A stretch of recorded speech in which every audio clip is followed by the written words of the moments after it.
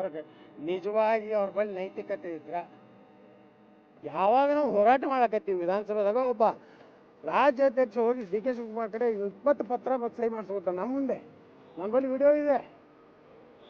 ನನ್ನ ಬಗ್ಗೆ ಹೇಳ್ತಾನೆ, ನಾವು ಬಿ ಸಿ ಪಾಟೀಲ್ ನಾವು ಕಾಂಗ್ರೆಸ್ ಜೋಡ ಕೂಡಿಯತ್ತೇಳಿ ಅಂತ ಹಲ್ಕ ಕೆಲಸ ನಾವು ಮಾಡೋದಿಲ್ಲ, ಪಕ್ಷಕ್ಕೆ ದ್ರೋಹ ಮಾಡೋದಿಲ್ಲ. ಯಡಿಯೂರಪ್ಪನವ್ರ ಭಾಷೆ ತಾಯಿಗೆ ನಾವು ದ್ರೋಹ ಮಾಡೋರಲ್ಲ.